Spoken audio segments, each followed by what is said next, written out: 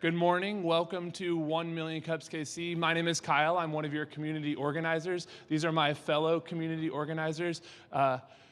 Make sure you stop by and say hello after you haven't already. Can we have a round of applause for our music this morning, Chris Foster? Thank you for getting us in the holiday spirit.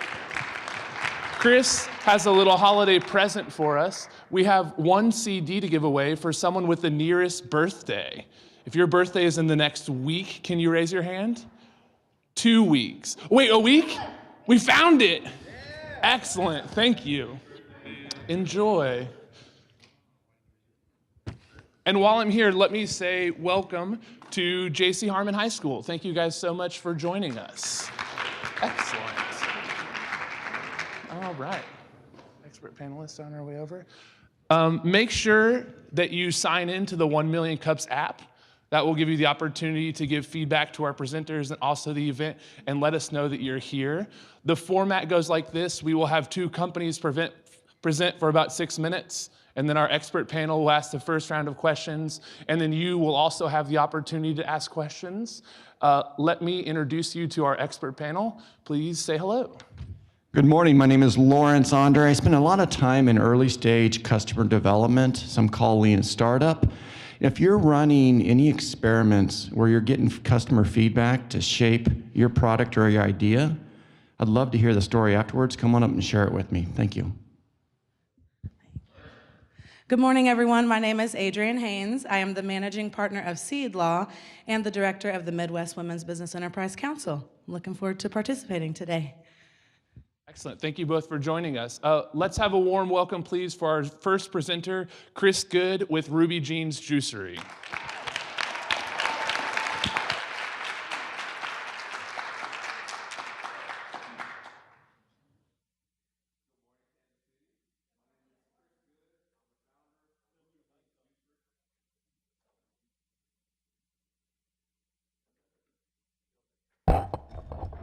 All right. Good morning again. My name is Chris Good. I'm the founder of Ruby Jean's Juicery.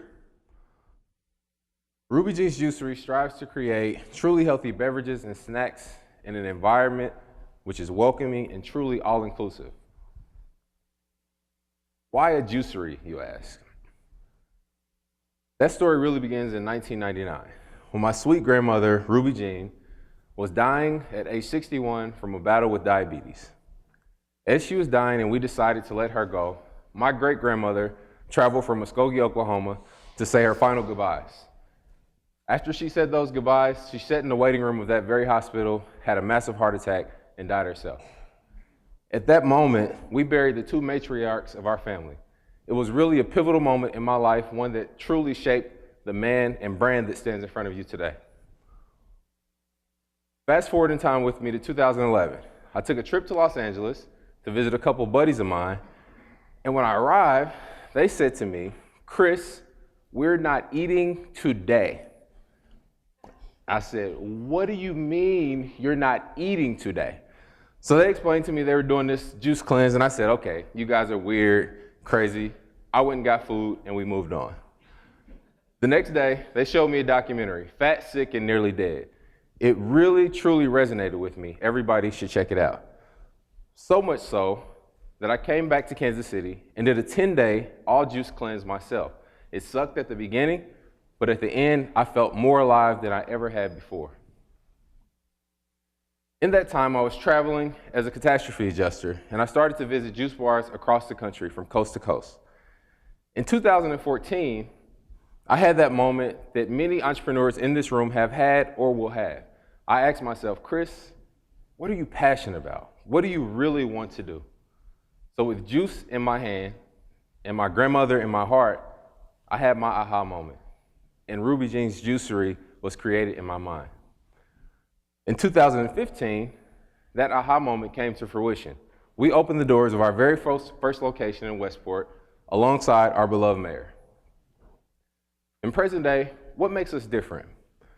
Ruby Jean's, if you've been there, we're truly passion-driven in everything that we do. We're community-oriented in our focus.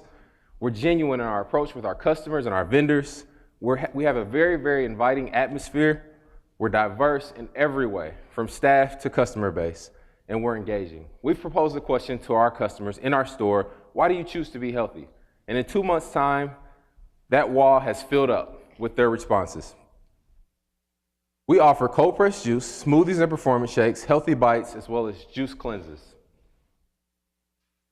From a competitive standpoint, we don't overlook the local market and people that do what we do. However, we take it a step further, and we want to create an experience that invites the most first-time juicers. So we're looking at fast food chains as our competitive market. Kansas City has helped us shape our brand to this point. To date, we've been listed as the best juice bar in Kansas City by several different platforms. In addition to that, we currently hold the highest and most reviews on Yelp in this market. And to that point, we were just named one of the top 100 businesses on all of Yelp throughout the United States and Canada. And for that, we're very grateful and proud. Our business outcomes have yielded very positively. We were profitable in our first 12 months. That's including reinvestment dollars. We have increased our buying power by leveraging our licensee relationships. We have a very, very lean overhead given our footprints, and we're trending very, very well from July to December at 100% growth from last year to this year. We've taken to that lean model, we took over the lobby of a gym, the Port KC. This is what it was, and this is what it is now. In 2017, where we're headed, in addition to our Westport storefront, we're adding an 11th and Main location. We've established a licensee relationship in Springfield, Missouri, inside of a brand new flagship health food store. We have a distribution kitchen with a small retail front. We're adding a juice and food truck combo, and the last one, I can't tell you just yet. This map here represents the places that our cleanses have been requested from organically. Our goal is to gain nationwide distribution as well as foster additional licensee opportunities in markets that make sense for our brand and our model. Those requests have come from as far away as Guam. Announcing here today for the first time, keeping with our community-oriented focus, we are launching and have incorporated Ruby Jean's Foundation. We have 3 sitting board members currently. The passion that exists inside of my heart, inside of this brand, is what we lead with. It's what we're founded on. It's what separates us. We are very proud of that passion. To that point, just recently, we gave away 11 gallons of fresh juice from my grandmother's old house at 3907 Wabash to the community. Kansas City can be a part of our next chapter by experiencing Ruby Jeans for yourself, offering advice on helping us scale while we maintain our brand integrity and passion, helping us to create nationwide logistics while keeping our quality high and our costs low, and by trying a taste of our juice in the back with our beautiful team over on the side. Thank you.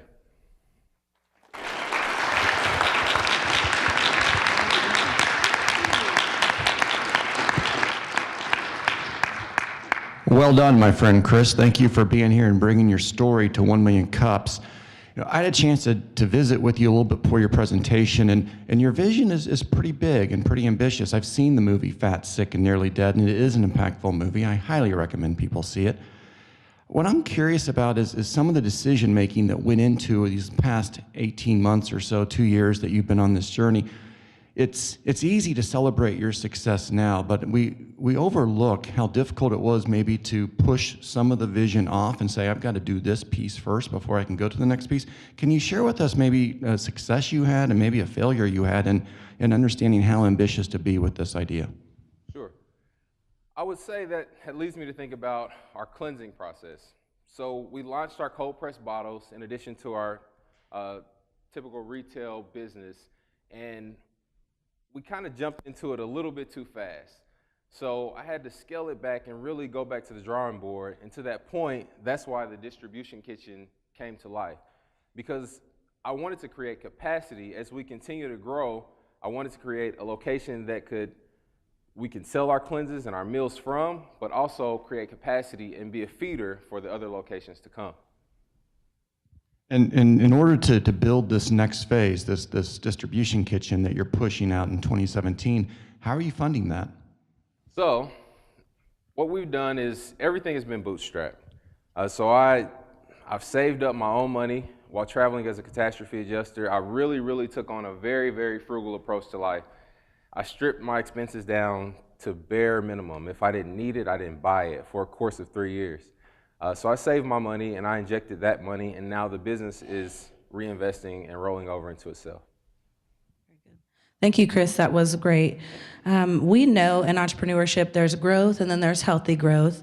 Will you share with us some of your strategies for maintaining healthy growth as you continue to scale right now? Yes, I think that one component that has been big for me, and as entrepreneurs, we're so passionate and we oftentimes wear too many hats. So what I've done is I've started to foster a true team around me.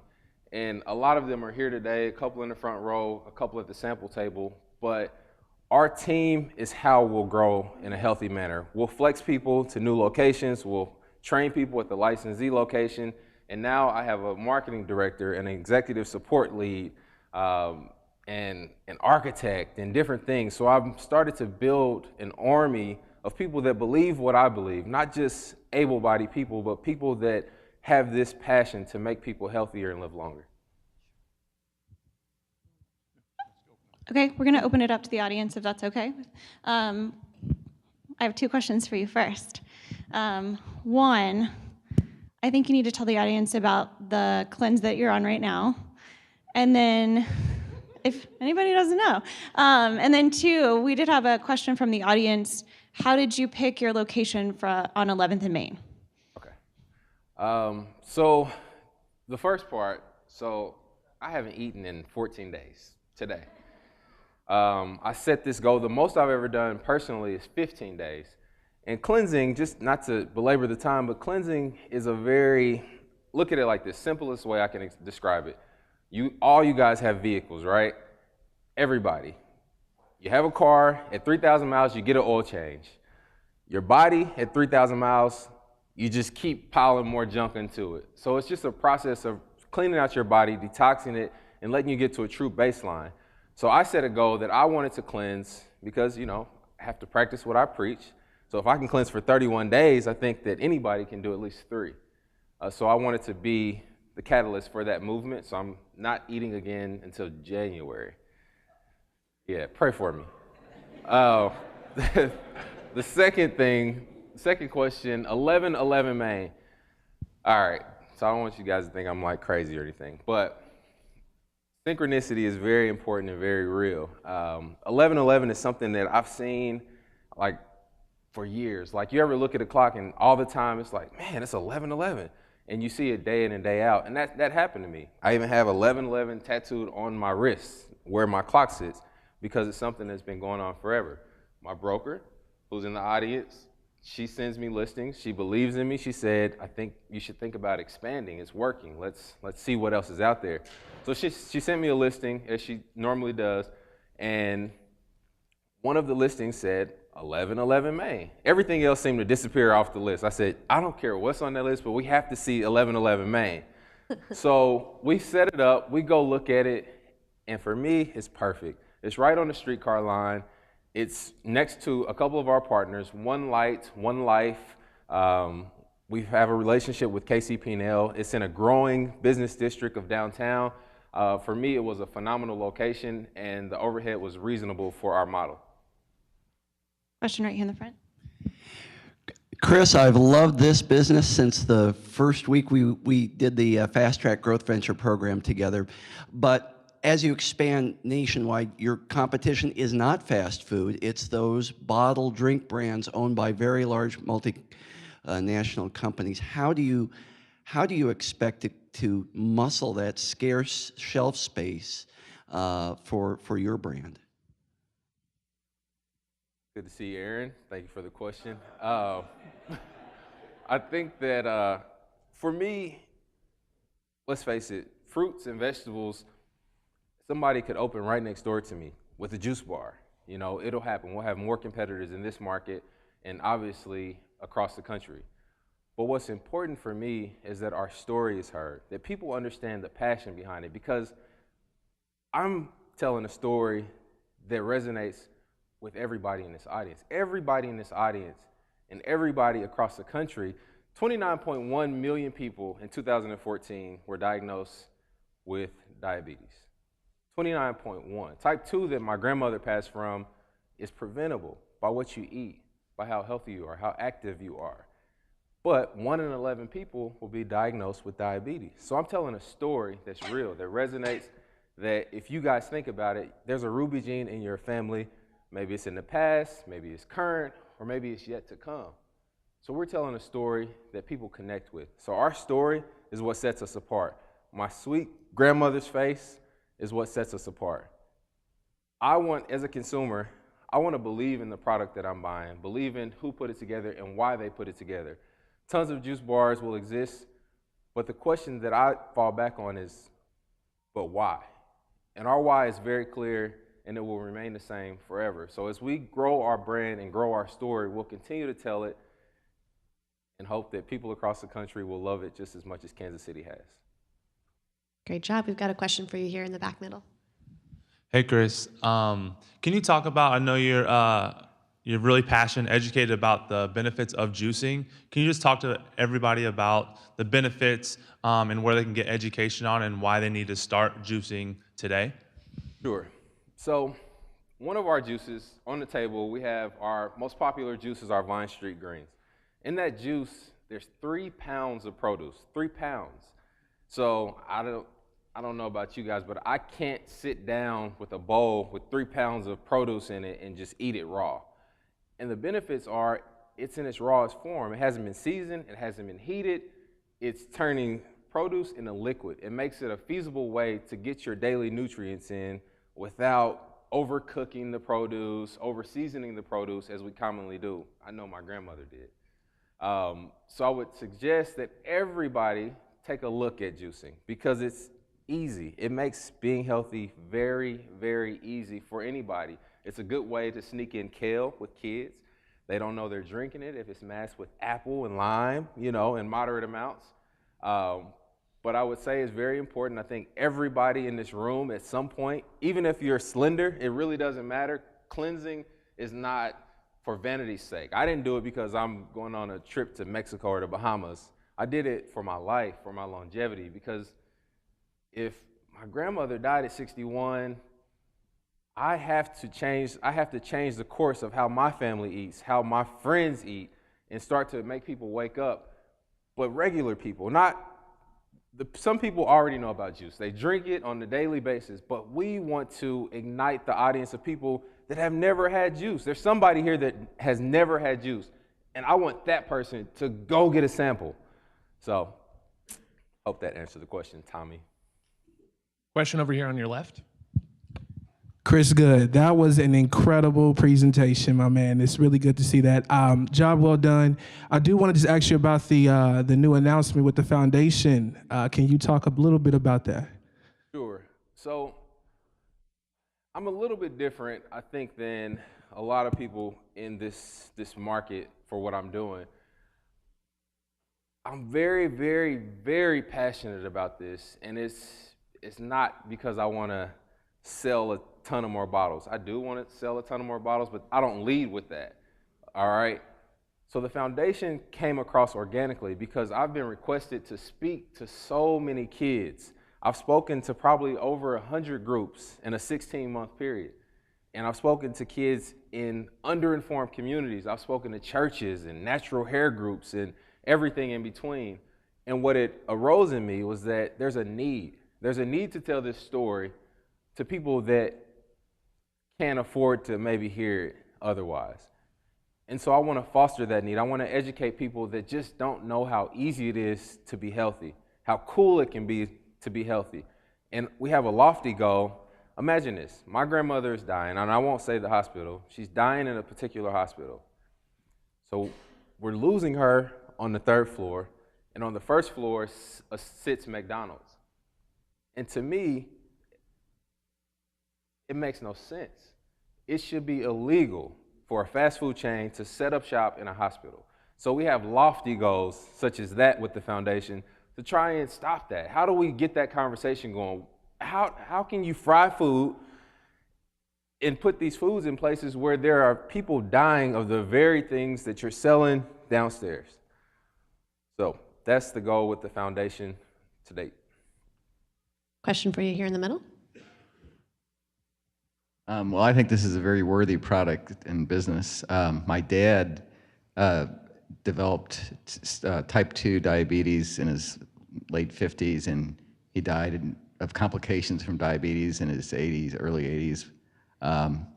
So he did a good job managing it, but I saw in his later life, the effects of it.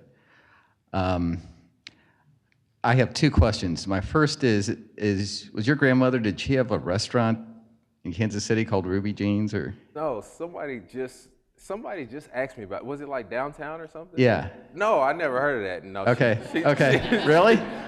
She didn't. Okay, well, but my second question is, and I have a commentary with it, is I'm wondering what the ratio in your juices are of vegetables to fruit. My wife is a diabetes educator who works on the faculty of the School of Nursing at KU. She works up in clinics in KCK and works with a lot of immigrants and people that are eating a lot of starches in their home countries, and they come up here and they develop diabetes. It just is going crazy.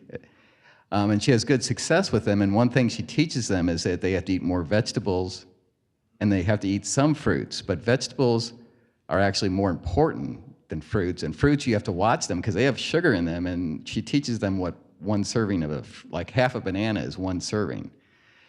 And I see these juice drinks and like the smoothies and everything, and a lot of them are high sugar, and that type of sugar is better than corn syrup, but it's still sugar, and you have to watch it. So that's my speech for today. My question. To that point, if someone comes to us with I actually have diabetes currently, we always gear them to either all veggie juice or primarily veggie juice because we want to lower that glucose level. However, we do offer typically a 3-to-2 ratio because, and even in our smoothies, we have fruit in them. But we're trying to, like I said, we're trying to get people away from drinking 3 Cokes a day.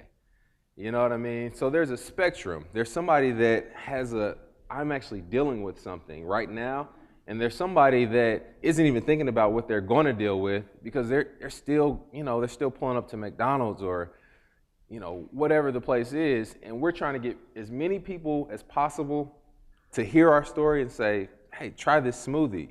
It might have more natural sugar in it than is necessary, but it's better, certainly, than a Big Mac. Yeah, I agree. That's one of my wife's strategies, which like she has people that are drinking 2 liters of Coke a day come in, and they have diabetes, and right.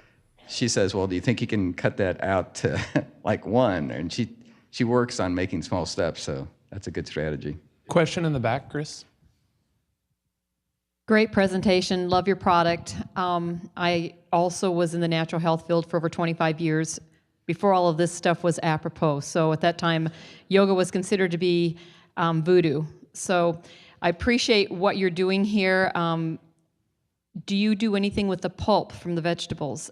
Because what this man was talking about was if there's a way of putting the pulp in with the vegetables, it helps the body to process in the fruits and the juices, it helps the body to process the sugars better.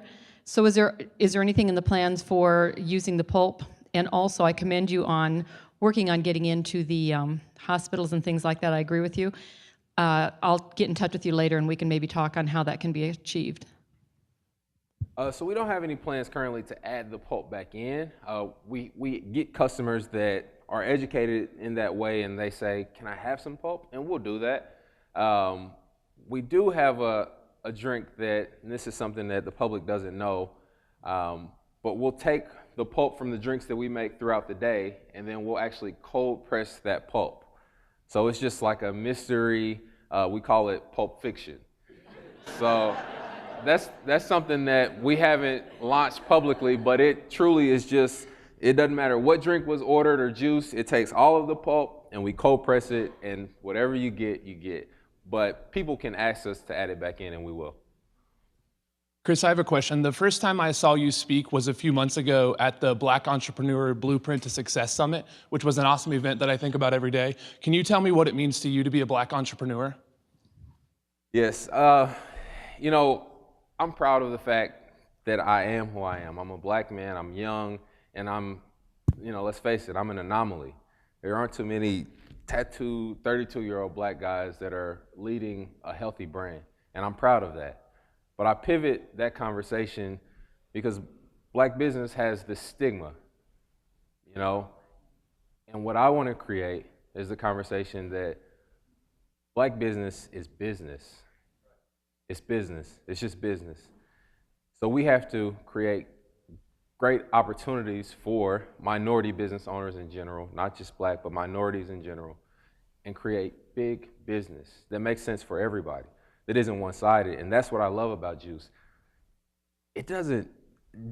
Sickness doesn't care if you're young and white, old and Black, rich, poor. It really doesn't matter. So in that same vein, health is a commonality that ties everybody. This room is so diverse. If you guys look around, it's so diverse right now. And that's what we're offering. We're offering something that everybody needs, and in a genuine and very passionate way. Question for you right here.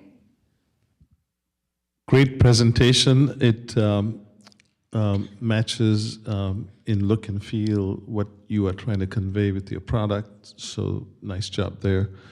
I'm trying to figure out how you get customers. You know, you talked about some of your successes, but it sounded like maybe you are still selling to the converted. So can you talk a little bit about how you are getting those fast food customers who you stated are your competition to understand what it is that you do, and then what's the benefit? Is it health? Is it taste? Is it value, and so forth? Okay, good question, thank you. It comes back to our community outreach. So I'm heavily geared into the community. I speak in urban schools, and in those environments, it's not just students that are hearing my voice and hearing this story, the teachers, the parents. It's engaging them. It's making them wonder, like, what's this guy talking about? So we get a lot from just my personal outreach, our social media platforms, which, you know, are always diverse, and it's a very organic approach. So people that don't even know what Juice is, they come in a lot because they're just hearing about this place, this story. So we're getting a lot of those converted people that way. And then the educated consumers, you know, they're looking us up on Yelp, you know, and once they get there and they see you have a 5-star rating and more reviews than anybody, we get a lot of people that way that come in from out of town, so on and so forth. So that's how we get the most of our customers. But I think what we do well is we create the atmosphere first. So the store atmosphere is second to none. It's unique, it's real, it's welcoming. You won't get a walk in and hi. You won't get that plastic vibe when you come into Ruby Jeans. You'll get a hey, welcome, how are you? So that's the first thing that separates us. The next thing I would say is we really cater to the palate. You know, we have some drinks that are gross, I'm gonna be honest. You just can't get around it. You can't, but it's functional. But we cater to the palate. So we have things that are very, very palatable for anybody. Great job, Chris. Okay, so final question. What can we as a community do to support Ruby Jeans? As a community, you guys can continue to support Ruby Jeans, but you can stop by our store, experience Ruby Jeans for yourself, and just be a part of our story. Help us continue to grow our brand with you guys at our side, because that's how we've gotten to where we are. But we need your support. We need you to stop in, try it, give us your genuine feedback. And I'm approachable, I'm easy to reach, I'm on Facebook, I'm on every social media. Reach out to me, say, hey, what about this? I'll take advice. So that's it, thank you. Great job. That's like the right way to start the morning. Thanks so much. Great job. All right, guys, so it's announcement time. So exciting. First, we're going to welcome up Miss Megan from Startland News.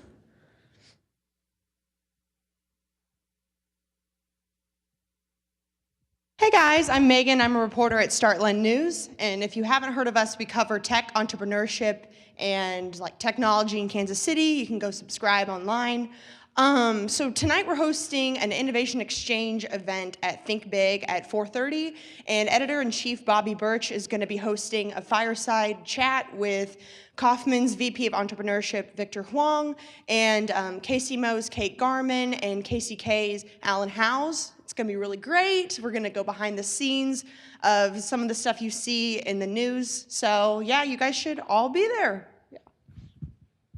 Thank you. Wonderful. On the back of these handout sheets, you guys will see a number of announcements. Co-working Wednesdays today at the Sprint Accelerator. Be there. I'll be there, like always. There's also the Digital Health Innovation Forum. That'll be held this Wednesday as well, and continue supporting Matthew Marcus Startup Foundation fundraising campaign. So take a look. You guys know where it's at. Quick reminder, this is the last 1 million cups of the year. We won't be holding 1 million cups on the 21st or the 28th, so don't show up. We won't be here. And back with such excitement is Mug Club. So if this is your first time at 1 million cups, stand up real quick. That is just like beautiful. Thank you. Yeah.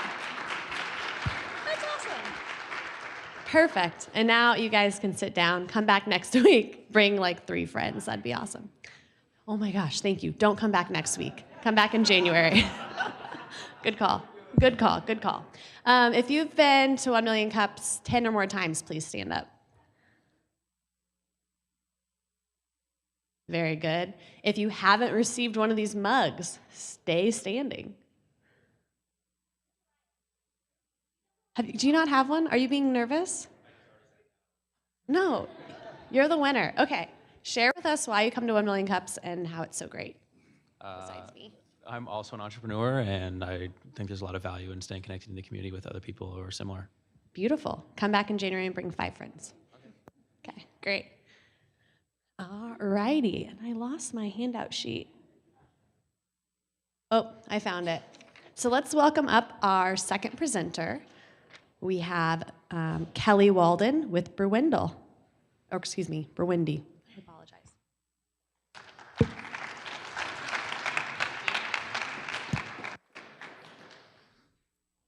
Hey guys, can everybody hear me? So my name's Kelly. This is my husband, Todd. And we're here to talk with you a little bit today about our company, Brewindy. So at Brewindy, we are all about gourmet craft beverages, which most of you have already enjoyed one from the roastery this morning. In fact, when you think of Kansas City coffee, it's likely that the roastery is the first thing that comes to your mind. And they do make a great cup of coffee. But they aren't the only game in town. In fact, they aren't even close. There are tons of other craft makers making gourmet, delicious products right here in Kansas City.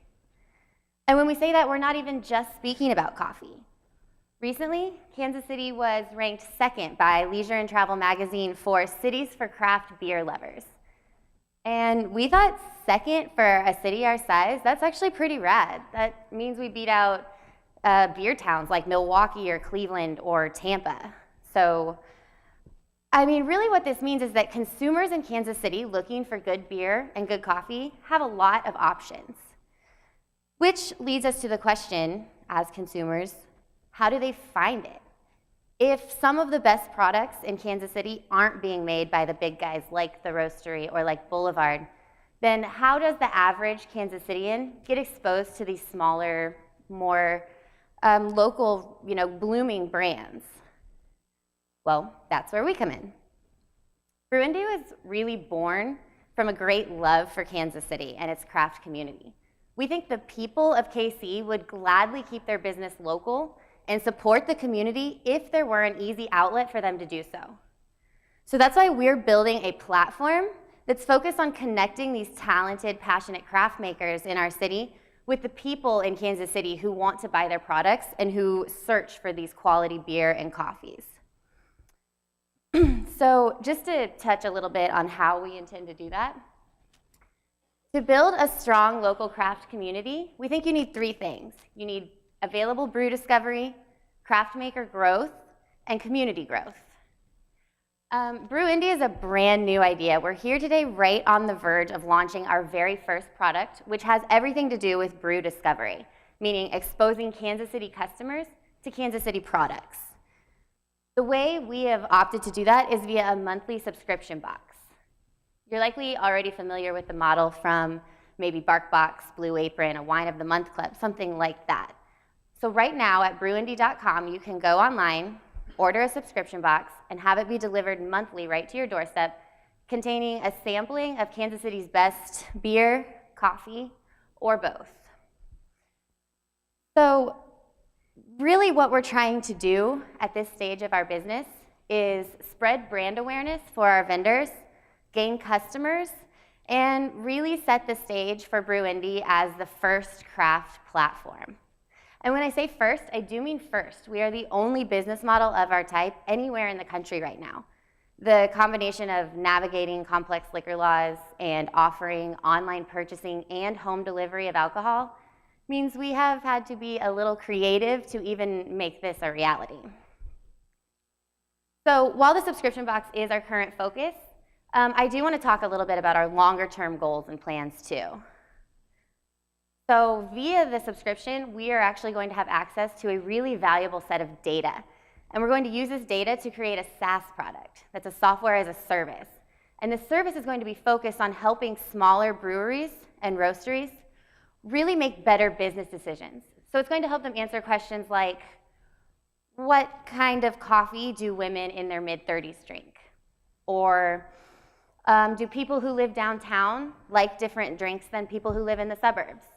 Or if you're really trying to nail down a trend, maybe let's take a look at what kind of beer are 21-year-olds drinking.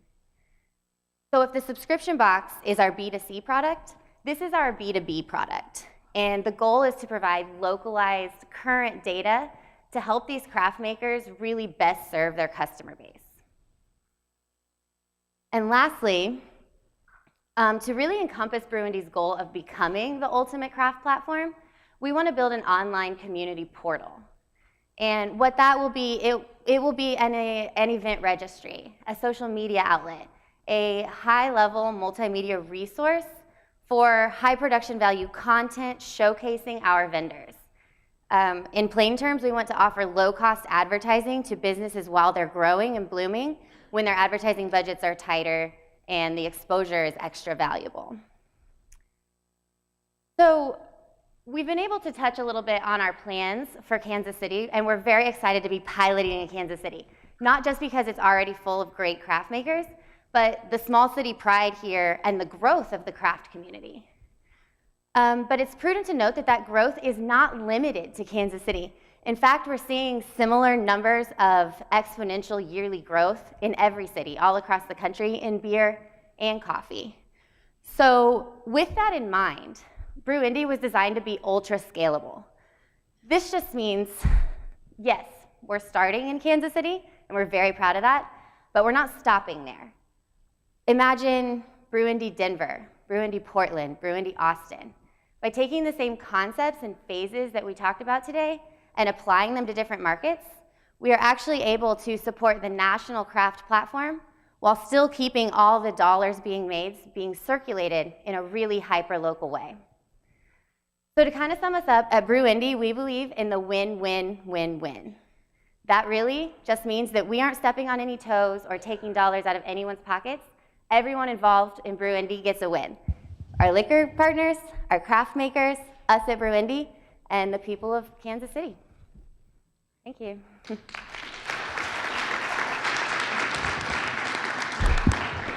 Good morning. Thank you very much. We have some great brands in Kansas City, and what a great way to consume them quickly. I have two questions and a comment. First, Revo Cup is a coffee shop in Overland Park. They were in Scale Up. You may want to include them. They're pretty great. And two questions. One, how do you currently engage with the businesses that you are including in your boxes? Are you pitching it to them as a way to market? Are they paying you? Do you get revenue from that? At the moment, we do not gain any revenue from the vendors we partner with. What we've done is I have personally just called people up and said, listen, here's what we're trying to do.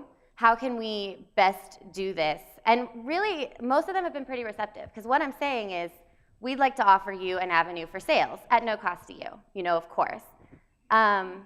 Obviously, down the road for the SaaS product, for the data product, then we would have a sort of tiered package. That would not be a free service. So right now, we are sort of hand selecting products. We want to show what's being made that's really great at any given point in the season, at any given point in the year. And so we're choosing based on quality, not based on who pays to get in our boxes at the moment. My second question is, how do you plan to collect that data from subscribers? Are people able to select what they want in their box? Is that a hand-curated or a curated selection from Brew Indie? How does that work? That's a good question. Starting out, just to give you a little context, you're looking at the entire staff of Brew Indie up here on this stage. So for us, we are right now, like I said, curating the boxes. There is no customer choice, just because logistically that would be very difficult for us to manage at this point. We are looking at a series of customer feedback options.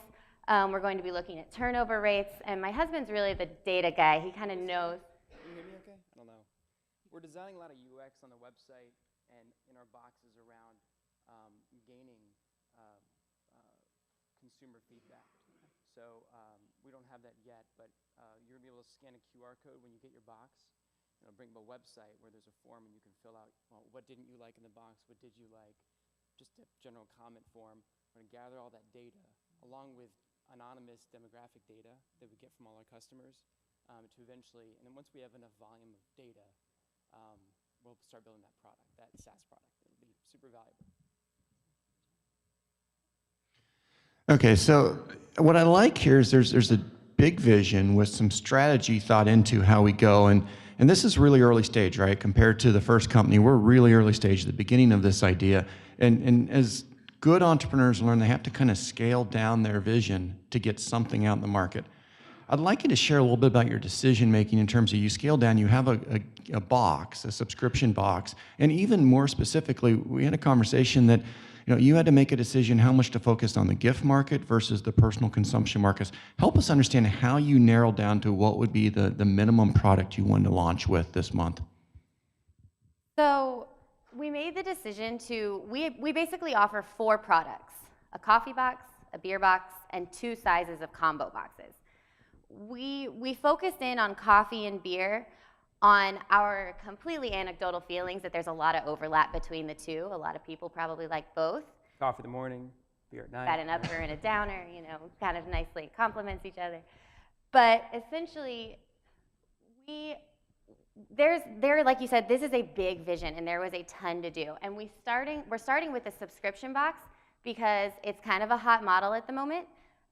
We think it makes it easy and mindless for consumers. If it shows up on your door and you're like, oh, Free State oatmeal stout, I love this, and then you go buy more Free State beer, we're accomplishing our goals in a small way just via that. And you mentioned the gift market, and we are currently looking for ways to tap into the gift market. We realize this would make an excellent gift, and with Christmas coming up, we would love to be able to offer that. Truthfully, it's a resource situation. Like I said, we are the only 2 working on this. My husband designed and developed the site single-handedly. So there are some technical hurdles to offering gifting as a subscription online, particularly as it pertains to alcohol products. So that is definitely in our plans in the future, but we kind of had to just, maybe next year, for next Christmas gifting, you'll be able to gift a year of Brew Indie. I personally think one of the skills that entrepreneurs need to get more comfortable with is saying, not right now. It's just not the right time right now. So as you launch your first kind of package out there, your first kind of product this month, I'm curious, what type of experiments are you going to be running the next, say, 60, 90 days to learn about your customer and maybe shape where you go in 2017? Honestly, at this stage in our business, the entire thing has been one big experiment. So I guess to continue with that, we're just going to see what works and what doesn't. What do people like? Do we get a lot of complaints or feedback about any one thing? Really nailing down our packaging. Our product lineup too, depending if no one's buying the beer box, a lot of people like the small combo box we have. That's good to know. You know, it'll kind of allow us to decide, you know, how we design our product lineup going forward. If we need to change it, add to it. Right, and we also have a like I said, a pretty solid feedback system, and we're going to be using a lot of trial and error to see what people like. It's really all about what sells. Everybody we speak to loves the product, but will they go online and buy it? That's the key. So time will tell. All right, we're going to go ahead and open up questions to the audience. So if you have a question, throw your hand up. We'll come to you. And while we're working around the room, can you guys just real quick tell us about your backgrounds and kind of how you landed here? Oh, sure. So we actually moved to Kansas City, like last summer. I'm from around here originally, so I moved back. But we ended up kind of discovering or evolving the idea for Brew Indie. You have to understand, one of our biggest hobbies is food.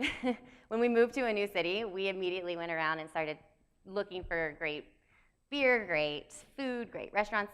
And we were sort of floored by what Kansas City had to offer, especially coming from, we had lived in Boston and Tampa, and we love it here. And so our whole goal is to give back to the community of Kansas City. Yeah. Question here on your left. Good morning. Excellent presentation. My question is about your subscription box and the fact that you're selling beer and alcoholic products online. And we know that there are a lot of young people that are online. So what do you have in place to prevent minors from purchasing your product online? That's a fabulous question. What we have is basically a two-part authentication system. We're using an app, and the app's based out of Boston that, well, first you have to put your birth date in online to buy alcohol, but that's fairly flimsy, right? Anyone can do that. So, but we do require that birth date. And then upon delivery, we actually have an app that scans IDs and checks them, makes sure they aren't counterfeit, stores them for our own records, and then is able to match the birth date with the one put in. And that seems to be legally compliant with, we've checked for age, and made the delivery to someone who is of age. We also aren't allowed to drop things off at the doorstep and leave. We do have to get, confirmation from the person who purchased the box, which is another hurdle that is a little tricky to deal with. But we have kind of thought that through and been forced to legally, make sure we're doing that as well as we can. There's going to be age verification on the front and the end. Yeah, two-step age verification. We have a question from the video live stream. What do your marketing efforts look like right now, and what strategy do you have moving forward? So our marketing efforts really right now we are grassroots. Our efforts Literally soft launched on Friday. Our efforts in the last year have been focused on working with our legal team to make sure that we are completely compliant with all the laws, and also just creating the product. And until those details were finalized, which was only a few weeks ago, truthfully, we didn't want to saturate the market or saturate our social media feeds with something that we weren't sure we were going to be able to offer at first. If it turned out that it was completely illegal, here's a perfect example. Our beer products you can buy in Missouri. If you live in Kansas, you're kind of out of luck. Kansas law just straight up restricts it. So if that had turned out to be the case in Missouri, we didn't want to have spent a lot of our very precious resources on advertising something that doesn't exist. So now that we've put the finishing touches on that, we are looking at a broader marketing campaign, obviously online Google and Facebook ads. We do a lot of on the ground marketing. So we will events, sit at events, festivals. We go to the city market often, things like that. And we really do believe in the power of word of mouth too. I think for hyper-local businesses like this especially, it's really great. We have a lot of entrepreneurs and vendors in our circle that then have wide circles themselves. So we really want to tap into that as well. Let's talk about money. How are you paying for this? Have you taken on any investors? What are you looking for? We have not taken on any investors. We like to say we are the bootstrappiest of bootstrapped. Everything that's happened has come out of pocket. Another reason, I know Lawrence was asking about the subscription box, is that it allows us a little more flexibility in that regard. Our customers actually buy the product, we don't have to pay for as much upfront, and we focused as much as we can on cutting as much overhead as possible. We work out of our homes. We don't have a brick and mortar location. We're doing most of this work ourselves. Yeah, the only thing we've actually not done is we have coasters that we got printed by Two-Tone Press here in Kansas City. Other than that, we've done and our everything legal ourselves. team. So everything else we physically handle, and that cuts a lot of the costs. I have a question. Shout out to your legal team. As an entrepreneurial lawyer, I like to hear that. Oh, they're the best. Can you talk to us a little bit about that analysis? What's legal in Missouri for your business? What was illegal in Kansas? How your lawyers found that, and the importance of that in the development of your business? Absolutely. The only word I can use to describe the liquor laws in general, the only word I'm willing to use in front of a room full of people, is gray. They are not clear. There's federal laws, there's state laws, there's city ordinances. There are laws that were written 20 years ago, 30 years ago, 90 years ago, and the language doesn't allow or prohibit what we're trying to do because it didn't exist at the time. And honestly, this was very frustrating. I remember a day I called the regulatory office, the alcohol, tobacco, firearms office in Kansas City. I had a question, and I called 3 times, talked to 3 different people, and got 3 different answers. And to me, that was really frustrating and stifling. I said, if that's the case, then nobody knows. Nobody understands these laws. They aren't applicable anymore. And it's worth, I think, as an entrepreneur, I think it's worth taking a really critical eye to these regulations that may or may not be benefiting the people of Kansas City anymore. And Missouri actually has some laxer liquor laws. I believe we have Budweiser to thank for that, being located in the state. They've been able to flex their muscle a little bit. And Kansas has extremely restrictive liquor laws. We've been in contact with an organization called Uncorked Kansas, and they're kind of working within that circle to see if there's ways to loosen some of those ordinances that don't do a lot anymore, but stifle new business ideas like ours. Question on your left. Oh, I'm sorry. In your plan to scale, have your attorneys started to advise you on what states you might be able to do that in? And well, not particularly. Like I said, we're being a little bit close to our chest with our legal dollars too at the moment. Essentially, the nice thing too about starting in Missouri is that when we go to scale, St. Louis is the next obvious choice. There's 2 major markets here. It will be an undertaking to learn the liquor laws of a new state. There's just no changing it. In fact, it could be that we have to have legal advice out of that state, that our own team will say we aren't familiar enough with Ohio's laws or Florida's laws. So we've talked with our team about our plan to scale, but we haven't really gotten into the nitty-gritty specifics of that in any way. But we would be looking at cities that have pretty modern liquor laws. I mean, that's right. where we would be pointing to first. Exactly. Yeah. Question here on your left. Good morning. I'm Rick Usher. I'm Assistant City Manager for Small Business and Entrepreneurship at City Hall. And I'd be happy to ride shotgun with you on understanding the regulatory process. We've had a similar question on liquor delivery from Drizzly. Are you familiar with Drizzly, and how do you see them entering the market when you are as well? I am very familiar with Drizzly. In fact, when we started this and I was just basically being told, no, it's illegal, it's impossible at every turn, I found Drizzly online and I said, well, if they can exist, then what we want to do can exist. And I reached out to them and had several meetings with some managers there. And essentially, Drizzly has a similar thing going on, but they ultimately offer a different experience. What Drizzly does is it's just an online marketplace. So you go on drizzly.com, say I want this 12-pack of beer, and it's delivered to your house within the hour. It's instant, and it's user chosen. We offer an experience. You're getting the experience of it being dropped off on your doorstep, the sleek packaging, the excitement of being like, ooh, this is a new product I can try. So I don't know, that's why Drizzly, and that's why we were able to work together, because ultimately we don't think that's the same market. Those are really different needs being fulfilled, but we have ran into a lot of the same hurdles, so that was actually a really great ally for us to make. And we're coming from a slightly different direction.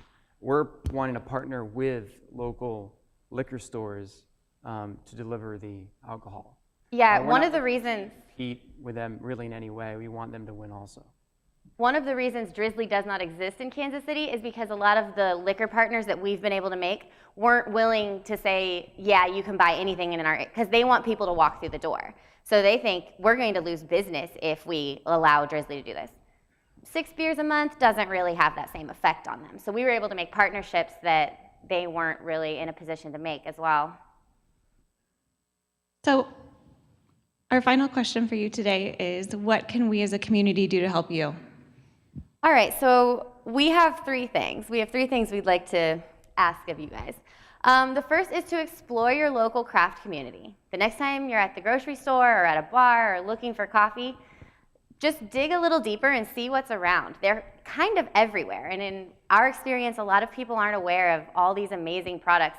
And it's true for everybody. I had never heard of Chris's Ruby Jean's juice bar, and that's amazing. Right here in our city, I had no idea. So really explore. Vincent from Maps Coffee. Oh yeah, and Vincent right over here from Maps Coffee. There he is. His shop's out in Shawnee. He'll make you the best cup of coffee in the city if you stop by and see him. So really explore your craft community. See what's out there. We want to work to modernize these liquor laws that we have found stifling. As a community, that is tough to do, but basically be aware of that, know, and if you have an opportunity to speak up or work, or if you work in city government, let's see if we can find a way to make this more beneficial for everyone. And lastly, one of the best things you could do for us today would be to go to brewindy.com and check out our brew boxes, see if that's something you'd be interested in. Thank you so much for your presentation today. Thank you.